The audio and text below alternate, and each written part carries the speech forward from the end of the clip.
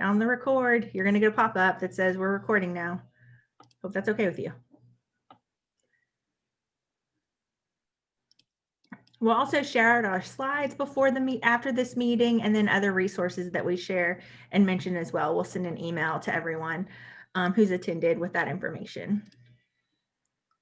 Well, great. Well, it's 12 o'clock. We have a jam-packed hour full of information. So we're going to go ahead and get started. If you haven't already, please share your name and agency in the chat. We are very happy that you're here. You're going to spend the next hour with us talking about ALICE and the intersection of ALICE and COVID-19. So I'm Jessica Davison, and along with me is my colleague, Aaron Sturgeon. Hello, I'm Aaron. Hi, good to be here. Great. So we will be leading your session today. So like I shared, today we're going to focus on the intersection of ALICE with COVID-19. You know, we're still experiencing COVID-19 with the recent resurge of confirmed cases and hospitalizations.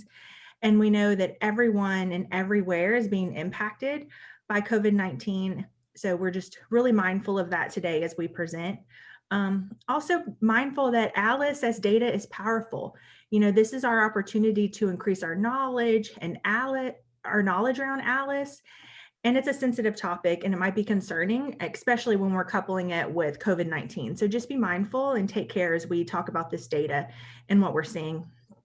So with that, again, welcome everyone. I know some folks were joining in, so please feel free to share your name and your name and agency in the chat. And I am sharing screen now, so hopefully you all see my screen. Yes, thumbs up, thank you.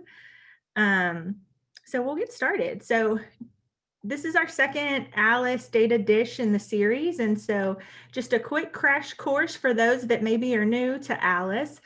ALICE is actually an acronym. It stands for Asset Limited, Income Constrained Employed.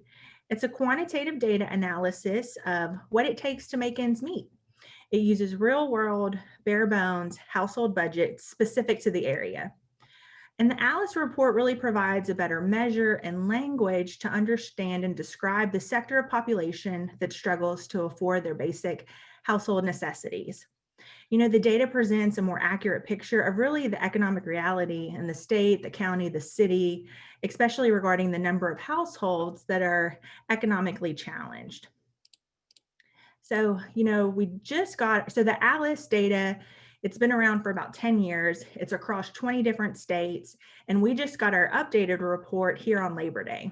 And so what we're seeing in 2018 is that our ALICE and below population, so those that are ALICE and living in poverty, went from 40% in 2016 to 47% in 2018 across our 4-county Greater Houston area.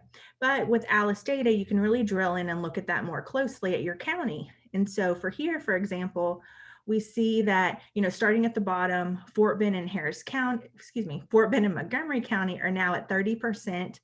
38% ALICE and below, with Harris County being at the top side of it, of going from 43% to 48% that are ALICE and below, and then Waller County being at the higher end with going from 51% in 2016 and actually going a little down to 49% in 2018.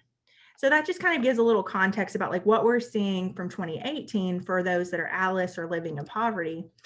But with the ALICE data, you know, we can really drill down and look at that. So here's a heat map that illustrates zip codes with higher concentration of ALICE households across Fort Bend, Harris, and Montgomery County. So you've probably seen us share this map before. So the darker the shading, the higher concentration of ALICE and below. And you can actually get your hands on this map now. It's on our website. So you can go in and kind of really look at the zip codes yourself. But what we see on the county level is we really see this backwards C prevalence that are similar to other community indicators for Harris County. So maternal mortality, food insecurity, you know, people without access to internet or without access to insurance. We really see it across this backward C for Harris County. And then the map really highlights kind of where is it when we look at our outlying counties. So Fort Bend, Harris, and Montgomery County. But you know, with the map, you can really look at and see, okay, we have our ALICE data, but, you know, we also operate 211 Texas United Way Helpline. So where the top calls coming from, and how does that relate to or correlate with the ALICE data? So here is, our same ALICE map, but on top of that is the overlap of 211 top 5 needs by zip code for 2020. And this is year to date. So it was January to August 26th when we had them pull this data. So again, the background is the prevalence for ALICE, and the top is the larger the orange circle, the more top 5 need calls that were coming for that zip code. So the smallest circle would be a 1, with the biggest circle actually being coming from 77036. So that's a zip code in Southwest Houston, Sharpstown area.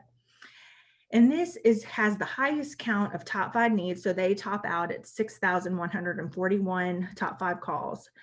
Top 5 count calls, excuse me. And then they have 78% that are ALICE and below, which is actually on the higher end of our percent of ALICE and below across our 4-county area. So this is kind of what we're seeing from 211, right? We know that there's been an increase of calls, complexity, multiple needs. People are calling for rent, utilities. It's just really just the volume has increased tremendously with the onset of COVID-19. Which brings me to kind of our first interactive poll. So we want to, hear from you guys. What are you seeing with clients you're serving that are being impacted by COVID-19? So if we can all venture over to menti.com. So if you want to get out your phone or get out whatever device you would prefer and enter in the code right there, and I'll drop it in the chat too so you can see. The code is 2483790. So enter that code and your first question will come up.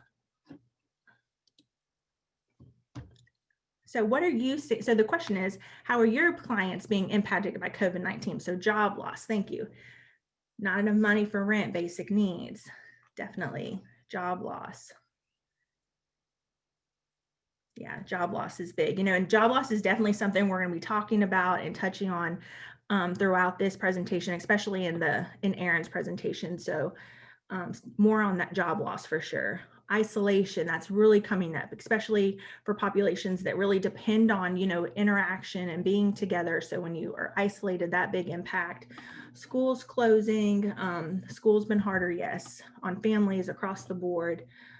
Basic needs, food insecurities, education plans, yeah.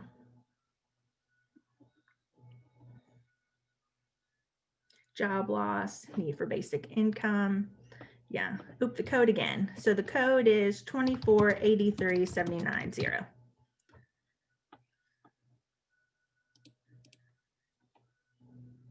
Isolation, job loss, lower wages, struggling with virtual school for kids. Yeah, that has been such an impact for households with children, just the struggle to work from home, the struggle for your kids to be at home and them to do their schooling at home. Just all of that has really been what we're seeing across the board, but it's, also what you guys are seeing as well. So I still give a little for a few more moments for people to share into the Menti. What are they seeing with clients that are being impacted by COVID-19? Isolation, access to care for cancer patient, yeah, access to health care for sure. Employment, basic needs. I feel like if this would have been a word cloud, job loss would have really come up quite a bit. I feel like that was something that, was shared multiple times. Depression, mental health, yes. Great, so it looks like we had about 35 people participate, so thank you for that, you guys. And keep the Menti code kind of live or ready to go because we'll have 2 more kind of polls coming up. So thank you. So we'll go back. So as I shared earlier, we know that 47% of Greater Houston is struggling to make ends meet. So that's our ALICE data. 14% are in poverty, with 33% being above poverty, but still below the ALICE threshold. And these numbers were calculated before COVID-19. So the latest data available is a point-in-time snapshot of the economic realities in our community across the state in 2018. So by showing how many households are struggling then, the ALICE data provides a really good backstory for why the COVID-19 crisis is having such a devastating impact across our communities. So groups that are disproportionately ALICE will be impacted even more severely.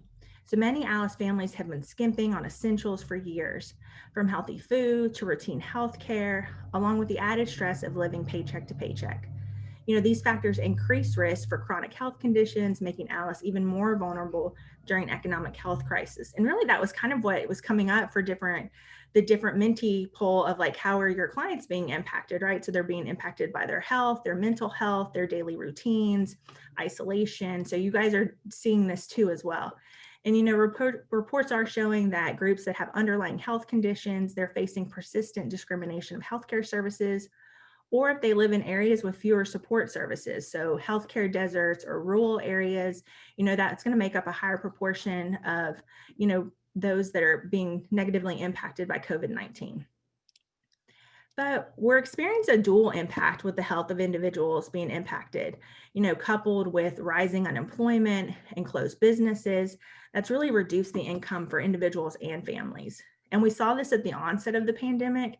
But again, now as we continue to grapple with this, that many states are looking at reinstating stay-at-home orders and restrictions. So the number of Alice households is increasing with the economic disruptions caused by COVID-19. So a recent report by NPR, the Robert Wood Johnson Foundation, and the Harvard T. Chan School of Public Health their report highlights that 63% of Houston households report facing serious financial problems during the coronavirus outbreak.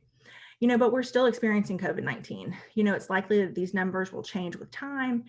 And what we're going to do now is we're going to kind of walk through a couple of Alice households that are severely impacted by COVID-19 to give a little foundation before we dive into more on job loss.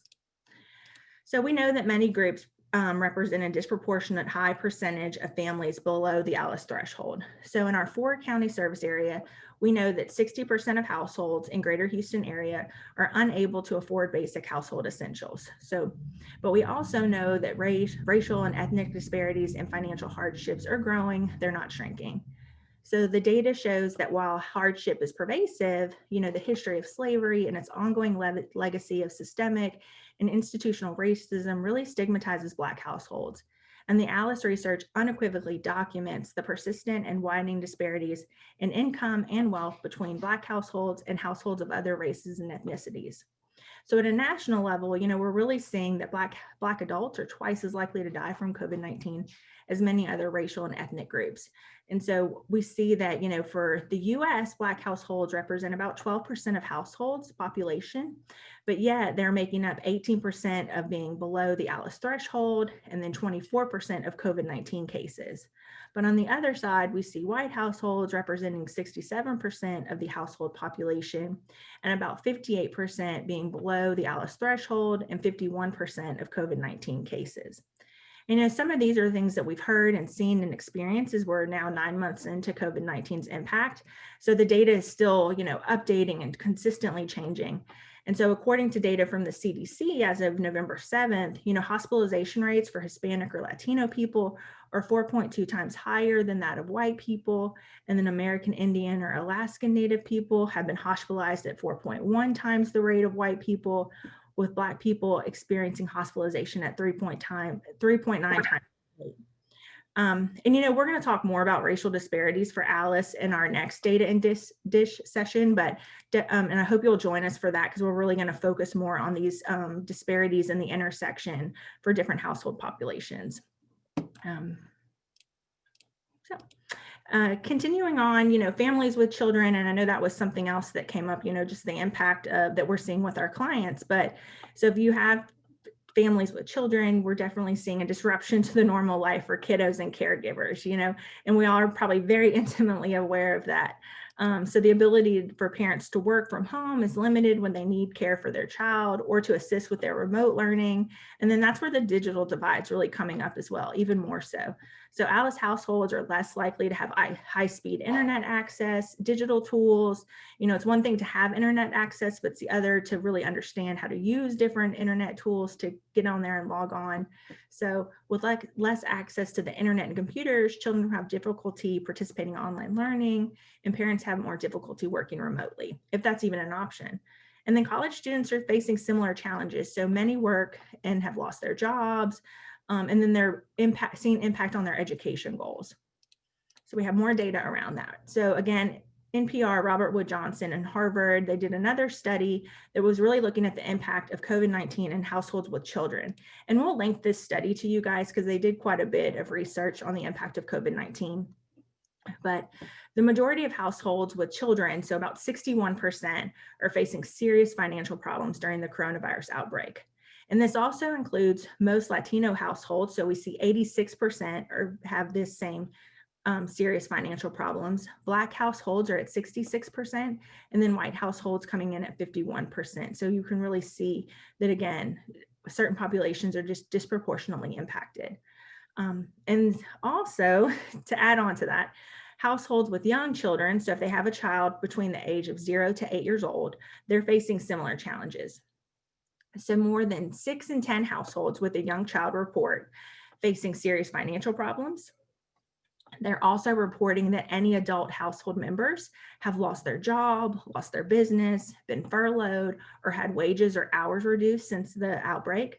And then they also report problems caring for their children. And then for our college age students, we're seeing a report recently from the Census Bureau. Their household pulse survey estimates that 82.5% of adults in the household with a post-secondary education plan have those plans canceled or changed significantly this fall. So that's what we're looking at for families with children, but we can also look at that on the other end of the spectrum and look at seniors. So they're the most vulnerable age groups, right? So half of senior households in Texas are below the ALICE threshold. That's due to age, underlying conditions, and others are living in group quarters such as assisted living facilities or nursing homes. And those over age 65 are more susceptible to getting and dying from COVID-19 than the general population.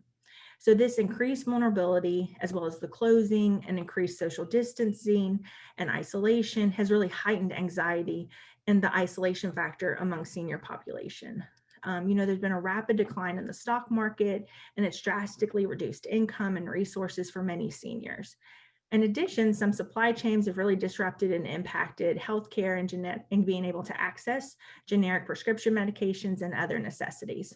So very similar, we'll also have another data and dish session in January that's really going to focus on the intersection of ALICE and older adults and seniors. And I hope you'll join us for that because they actually have their own survival budget because we know that the costs for seniors are different compared to a single adult. So more on that to come. But for ALICE, really, ALICE was already living on the financial edge with little to no savings. They were already living paycheck to paycheck. And that's really one of the biggest problems facing ALICE is this lack of savings. So before COVID-19, we knew that the economic hardships persisted among our community. So from the Kinder Houston area survey, Dr. Kleinberg's research highlights that 39% of Harris County residents could not come up with $400 to deal with an emergency. But what we're seeing for COVID-19 at a national level is that ALICE is the hardest hit by the economic fallout from COVID-19. So Pew Research Center did a study showing that 23% of low-income adults and 48% of middle-income adults say they have rainy day funds set aside that could cover up to 3 months in case of an emergency, such as job loss, sickness, or the economic downturn. And again, from Robert Wood Johnson, their research that just reinforces that ALICE is less prepared to withstand the financial shock. So they show that in Houston, about 4 in 10 adults report using up all or most of their savings during the outbreak. But they actually have a little footnote that shows that an additional 2 others people didn't have savings to begin with. And really, this is like the hard reality that people are struggling to make ends meet, even more so now with COVID-19. And so with that, we're going to go back over to Minty and we have another poll question for you guys. So this one is, which industry has been most affected by COVID-19?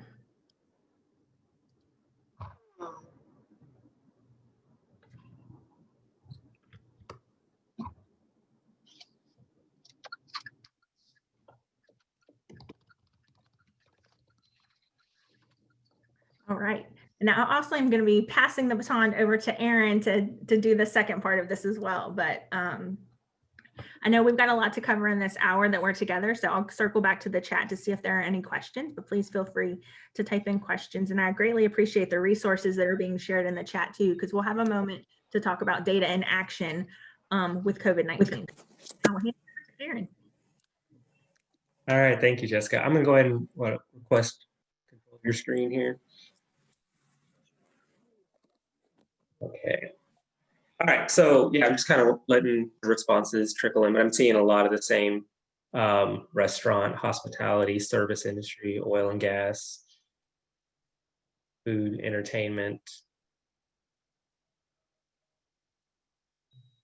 Jessica, whenever we're ready to go back to the slide, I think airlines, that's another one, yeah. Okay, advance.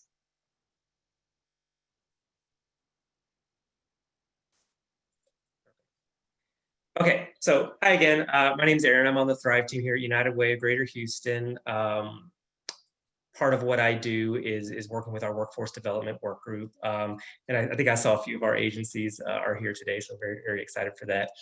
But yeah, I want to talk about some of the impacts that we're seeing related to wages and job loss, particularly for the folks living right there at the ALICE threshold. So when we talk about, this whole term, the essential worker, has become very much commonly used when it wasn't before. And what we're talking about when we're talking about essential workers, particularly those that fall at the ALICE threshold, we're looking at many low wage, high risk jobs. These are your folks like your healthcare workers, your grocery store clerks, perhaps working in settings where there is limited protective gear. So there's a higher risk of infection for these individuals, and the wages are actually, below what would constitute a survival budget for an Alice family. Um, so a lot of these essential workers also have that additional family caregiving responsibility. We've talked in the past about the cost of daycare, the accessibility of that, of quality care for families. It's no surprise. Maybe some of us have experienced that where the kids are at home and you're trying to work from home, they're trying to school from home, and you have that double duty going constantly. There's that additional burden that they're experiencing. And then that lack of that safety net, Jessica alluded to the fact that there were a number of families that did not have uh, savings, like 3 months worth of living expenses to begin with, and then another group that lost those savings as part of the pandemic. So now they're left with no choice but to get back to work in a shrinking job market that might be unsafe for their health. So this leads to extremely high levels of stress and anxiety for folks as they're forced into that space. To give you an idea of what the recovery is looking like in some of those sectors, and I think y'all were really spot on with what you were saying. Um, when the pandemic first really hit us in March and April, when we were really feeling those initial effects, um, job market contracted drastically. We saw about 350,000 jobs um, lost during that time. And between May and September, this recovery period, um, we've recouped some of those jobs, but there's still a lot to be done. We've only recouped about 40% of the jobs that were initially lost when the pandemic hit. And this chart here that I borrowed from the Greater Houston Partnership has a lot of great resources. If you go to their website, they have a whole dashboard of related resources that you can reference. This also breaks it down by industries. And you can see the recovery of some has been faster than the recovery of others. But some of the ones that were mentioned, we were talking about restaurants and bars. If you see that, over 100,000 jobs lost, and only about 67,000 come back. Only about 66% of those jobs, there's still one out of every three jobs that still has not come back. Accommodations, hospitality, 9,000 lost, 1,700 recovered, only 18%. And there's some you can see at the bottom that are still losing, that have not begun that recovery process. So all this is to say that recovery from COVID has been slow, and the job market has felt that. And even as we look into October, November, December, unfortunately, we're not seeing much difference in the data right now. We're really kind of hovering. So anyways, this has a great impact again on the Alice families that are working in those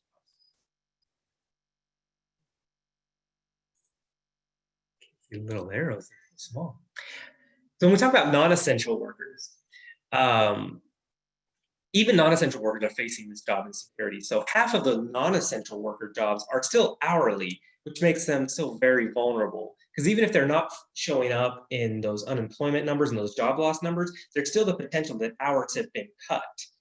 So they're still technically employed, but not working as many hours, making as much as maybe they were prior to the pandemic hitting.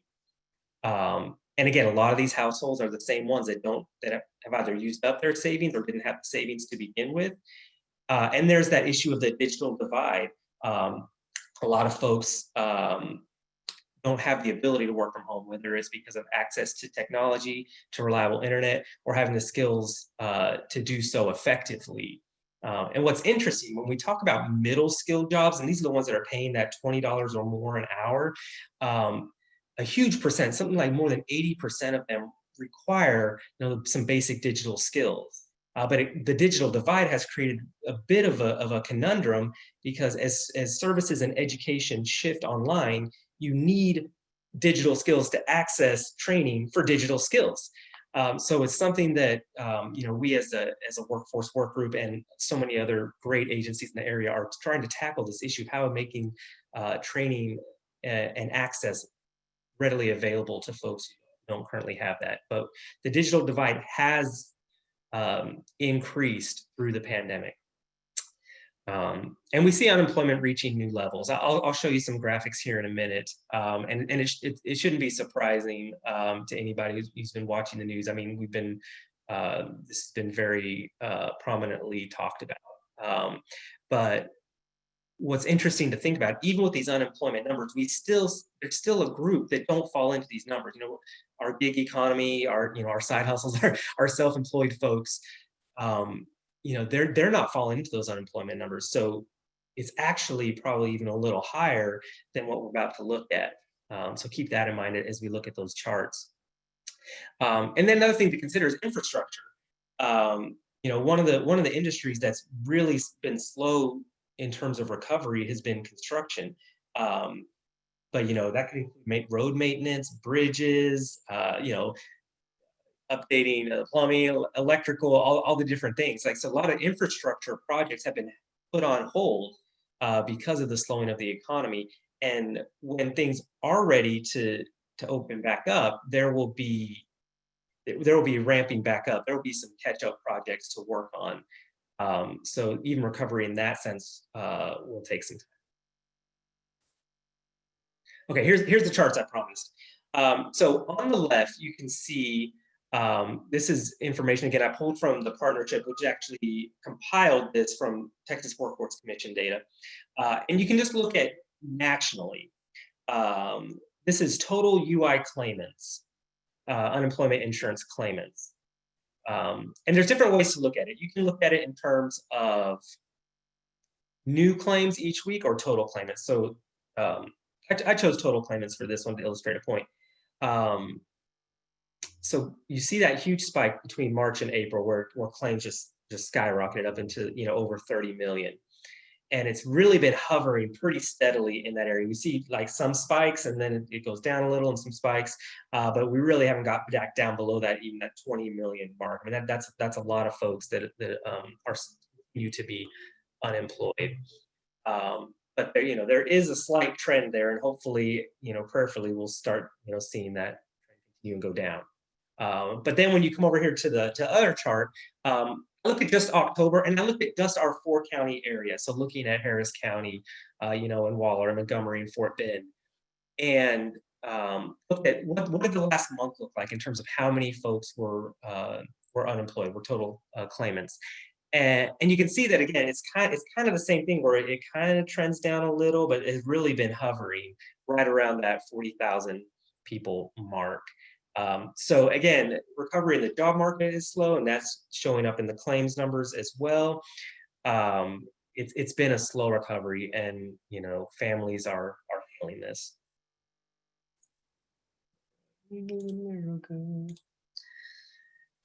and keep myself about the arrows. Sorry. And then thinking about the what we can do with these ALICE measures. So up to this point, we've shown a lot of data, and the outlook can feel really bleak. But there are things that we can use this information for to influence our actions and to try to influence policy. So some examples.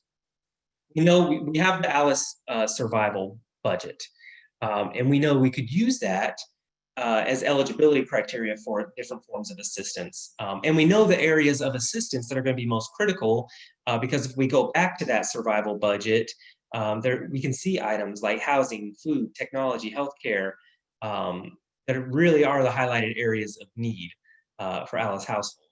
So by taking that budget and making it an eligibility criteria, then those folks who get the support that they need, rather than using something like the federal poverty line, which is pitifully low. There's things like looking at the percent below ALICE by geography. So looking at that map that Jessica was showing earlier, and using that as ways to target areas for assistance, whether it is food or housing, or even workforce development projects, targeting specific areas that we know have high concentration of folks that are living below that threshold. Some things that we know that groups that are disproportionately ALICE are more vulnerable to the COVID-19 impacts. So we can target specific groups that way, looking at either age, race, ethnicity, household type, using this data. And then also, we can tell from the data that we know these families are facing additional expenses, whether it's healthcare, quarantine costs, or food, and target assistance in those ways as well. All right, Jessica, can you throw mentee back up there? We have our third mentee question. And thinking through, on top of these other areas that I've discussed, what do you think are other areas that this ALICE data should be used to influence action?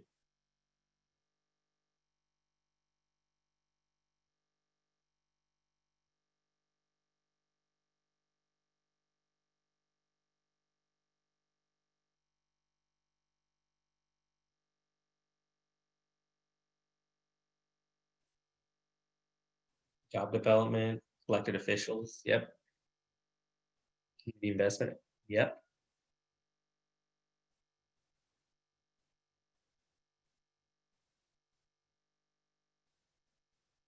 Policy and grant making, representatives, measuring need, advocacy.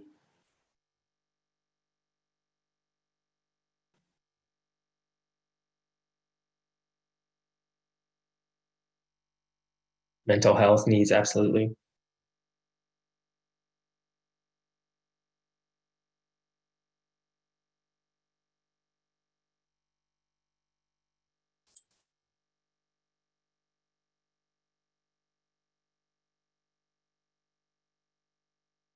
Undocumented communities, transportation needs, policy changes. Absolutely. Okay, Jessica, can you take us back? Thank y'all so much. Absolutely. So what I want to do with these next few slides is to talk through some of those that might very much be in line with what you were responding with. So first, thinking through local action to assist with ALICE. So there is, and these are links. You'll be able to follow these links. But there is the Greater Houston COVID-19 Recovery Fund and the 211 Texas United Way Helpline.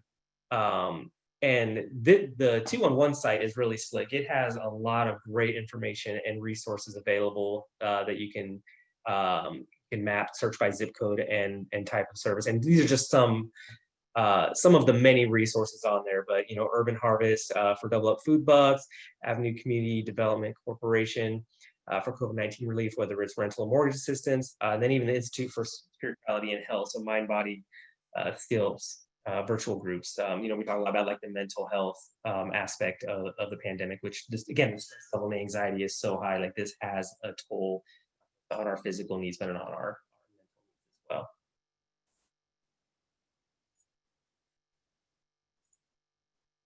All right. And then thinking through like at the government level, because I saw a lot of folks from like, policy and elected officials. There are some things that can be done from at that level as well. So thinking through like immediate income to offset some of those ongoing bills, including our gig workers, but things like unemployment or cash payments, things like that to support um, healthcare, policy around paid sick leave, coverage for certain health expenses that are, pandemic related, especially housing. So whether it's mortgage freezes or moratorium on evictions and foreclosures, we've had that in this area. Debt and credit cards. So, relief for student loans or, postponing payments, suspending credit card late fees, things like that. And then also, things that can support folks getting back to work. So small business support, in industry bailout support, and other work programs that are out there.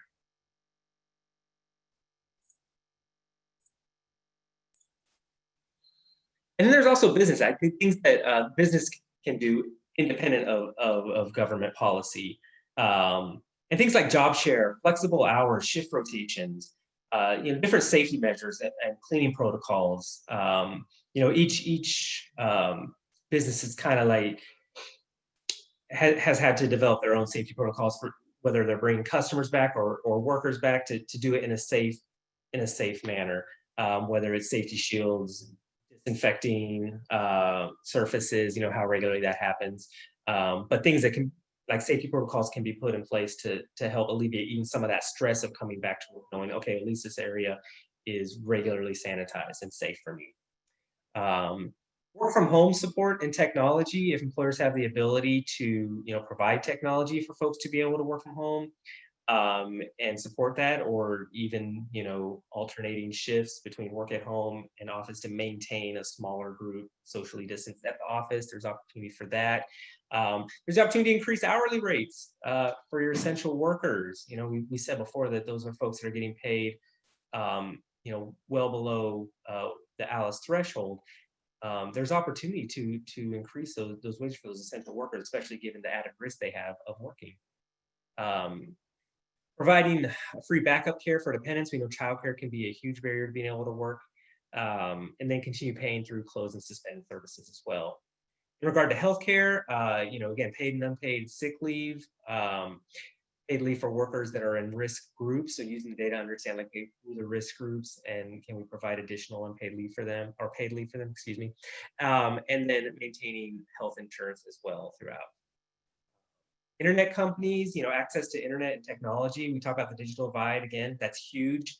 I think credit to Comcast, I think they have, like a $10 plan or something like that. I've heard about cities like Chicago that set up free hotspots around the area. I know that locally we have some places who have expanded their Wi-Fi to even reach the parking lot so folks can access it in that way. Like there's things that can be done to provide access as well. And then community supports, different relief funds, food banks, beverages, Meals on Wheels, things like that, supplies for healthcare professionals as well, right? Safety equipment. All right, so if you want to learn more about access some of the maps and learn more about ALICE and COVID-19, the website right here, United for ALICE, is up. It has the tracker on there. It has information on how we can use these measures to guide recovery and the consequences for ALICE families. Am I going too fast or too slow?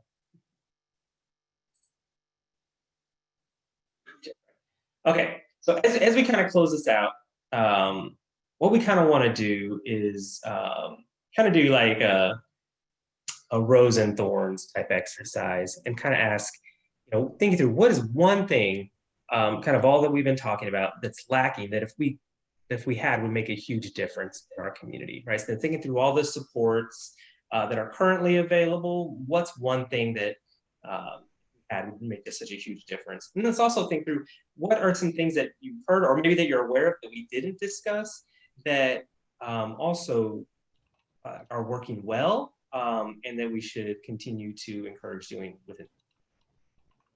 Take a little time on that to think through those.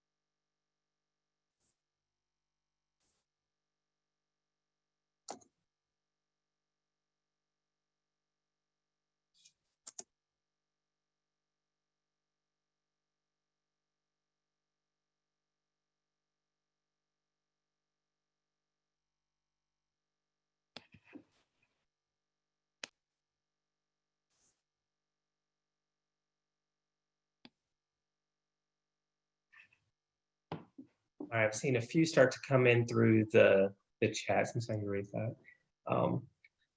Lacking affordable housing for low income. Working well mobile food markets in Montgomery County. Funding for mental health. I think that's probably something lacking.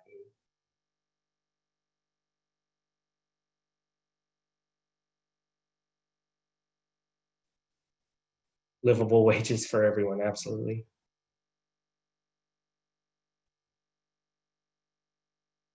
Home repairs for elderly.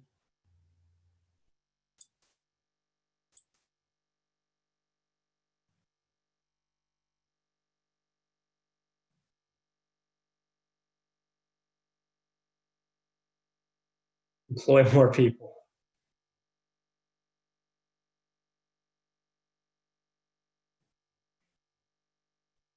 Universal income, or at least an increase in the minimum wage. Working well, ingenuity of social services. Absolutely. We've seen a lot of really great work in pivoting of services during this time. Very impressive. Lacking a belief in the need for mental health services, financial assistance, and better pay.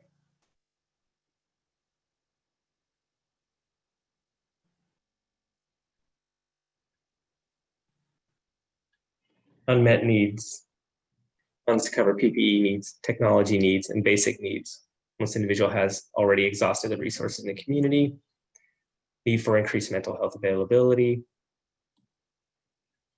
Greater collaboration between agencies. Yeah, I know on my like one lacking area, that one right there that Ruby shared was something that really comes up for me is the unmet needs fund to cover PPE needs, technology needs. Like those are often not associated with like a basic needs, unmet needs fund. And so really kind of broadening what is it that people are actually needing and how do we fill that gap or resource when there is that they're needing. So I'm really glad you brought that up. It was kind of reminding me of like when we were like in the midst of hurricane season and like there's, you know, the storm after storm. And so, you know, having to evacuate is expensive. And so, you know, how do you cover those costs? But then you also have to cover PPE costs on top of that, you know, so it's just those compounding costs just really impact and are extremely difficult, if not impossible for Alice. So I just wanted to pin on that. So thank you for letting me. All right. Still seeing a few coming in. You know, support services for elderly, equities of code more important than genetic code. Like access technology. So I'm definitely seeing themes here around where the needs are, and also where the bright spots have been as well. So thank y'all so much for sharing. I'll continue if you think of anything else to drop it in the chat. We'd love to hear from you. Yeah, and I'll just echo that. I really, you know, really appreciate the things that are coming up in the chat. And if anyone feels the power over them to unmute themselves and share out their one and their two, please unmute yourself too. We're definitely open to that.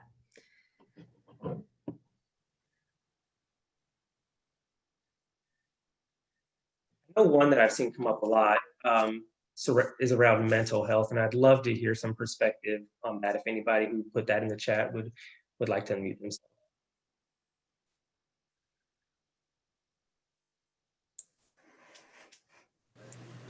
Hello, everyone. Laura Peña at Goodwill. Sorry, my phone's been ringing a lot this morning, and I'll touch a little bit about the veterans that we serve when it comes to the mental health issues and things that we are just experiencing is that they're secluded, they're sad, they're depressed, and they need someone to talk to. And often, you know, a phone call is enough, but I think people are just missing that human contact. And so, you know, we refer them, of course, to the resources that we have available, but it's just the follow-up. You know, sometimes you leave those conversations wondering if they really to the help that's available to them. And so just staying connected to our veterans is something that we've tried to do, is just to encourage them to join Zoom and Teams conversations with their employment specialists, just to check on them more often than we used to before. But there are certainly, they're missing those community programs where they were able to gather with their peers and other veterans and just to have a cup of coffee. So I don't know what the solution to that is, because of course right now, all gatherings are being limited, but just for all of you know that, at least for the veterans that we are serving, just to have someone to reach out to, that's really definitely helping. But we are seeing an increase in some of our veterans, unfortunately, are also going to jail as a result of them not having a proper outlet per se. But just dealing with a lot of struggles right now with our veterans. Laura, I also saw some interesting is that I saw kind of as a need, kind of access to training, but then I also saw kind of as a bright spot the ability to kind of pivot and provide some of the trainings maybe in the virtual space. So I'd love to kind of hear if anybody wants to share out kind of if there's a need for job training or education needs, where you're seeing that versus where we're seeing it actually be successful, because we might be seeing it on both sides of that question. Hi, good afternoon, everyone. This is Lasagna Bishop from Volunteers of America, Texas. Just in general, I think the landscape of training and education definitely lends itself to something that that you all brought up earlier with the digital divide. Access to technology, as well as an overall increased capacity for understanding of how to utilize the technology, is so important now, because it's not that you'll have an option of, if you want to, take advantage of the luxury of being online, you can, and if not, you can have that face-to-face option. And now everything is really being driven into a virtual platform, meaning everyone is going to have that skill set going into employment as well as training. So I think it came up a lot of times just across a lot of the different subsets that were spoken about today. Just knowing that there is absolutely a huge divide just in talking about those groups that we know are more highly impacted during this time, and what actions or measures can, we all collectively think through. I know a lot of agencies, just in our own internal agencies, have made very swift pivots to accommodate remote working and online, and knowing the capacity for all of your staff members are different. And so just knowing and having the understanding that the landscape has definitely changed. This is what, our normal is going to be, where everyone will have to have more than just a basic working understanding of technology and digital literacy. You're going to have to be very proficient in utilizing it in order to really be an active participant in your workforce development. Thank you. All right, anybody else want to unmute and share their thoughts on any of the successes or challenges? What's going well, what we still need? Hi, my name is Srimaya. I'm with Catholic Charities. I'm the director of counseling there at Catholic Charities. So I think in terms of mental health, I think there is a lot of need. I think we cannot deny that, but I think one of the challenges that our clients are facing is because of the basic needs, they're not being able to engage because they're worrying about paying rent and all the stuff. Counseling is still helpful for them to be able to process that anxiety, but engagement has been a lot harder because they're not available. They're trying to take care of business. They're trying to coordinate childcare and stuff like that. We are providing all virtual counseling right now, so telephone, and we have a video platform. But one thing that we have noticed is with our veterans, we do have a team of clinicians that work with veterans, and in that program itself, the veterans, we have seen more engagement of veterans in the telehealth platform. So we were having a lot of issues with face-to-face and, with them coming to the office. But I think that's the bright side is we were able to transition to a video platform, and then our engagement with the veterans has been 100% in terms of telehealth care, telemental health. Thank you. All right. Anybody else? I'm keeping an eye on time here. Anybody else want to share out real quick?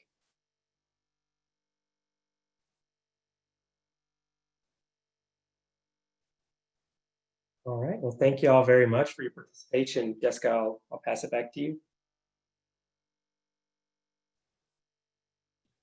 Thanks, Erin. And thank you to everybody who's really kind of shared in the chat and thought about things that are working well and things that still need an area for growth and still areas to grow on. We know we're still in this space with COVID-19, but really how is that impacting Alice? How is that impacting the clients we're serving? Heard a lot about veterans, about children. I heard some things about that in the chat. Individuals with disabilities. So really taking that lens and being thoughtful about what is our programming doing, what's within our control that we can really impact, and then how do we get our voices heard to really impact the greater surrounding our community in larger aspects. So thank you all so much for participating. So we are 8 minutes out of our session. So glad that you all stuck in with us. So we definitely want to hear your feedback. We really are trying to make these data and dish sessions really informative, yet engaging and interactive in a sense as well. So we have a link for you to fill out a survey. We also have more data and dish sessions scheduled. So we will be meeting monthly from now until March. So up next in December is financial hardships and racial disparities among Alice households. I very much skimmed the top of that today. Tiffany Echeverria and myself will dive a lot deeper into that and talk about racial disparities and really what the systems are that are among that. So really excited about that session. And then also, in January, we'll be doing understanding the senior budget. In February, talking about the benefits of sufficient income. So why does sufficient income matter for Alice, but also for the community?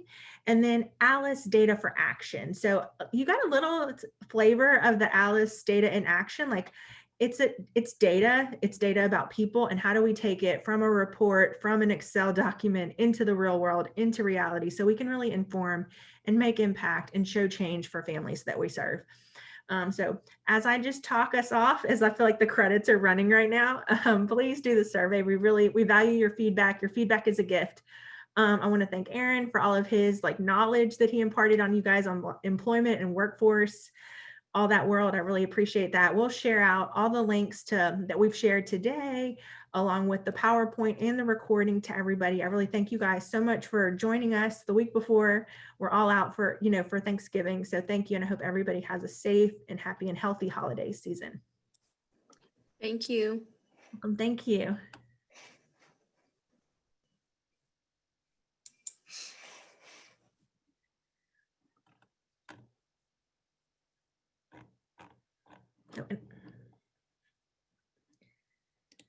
Yes, see a lot of thank yous. Thank you all so much for joining us. Bye. I'm glad you could be with us today.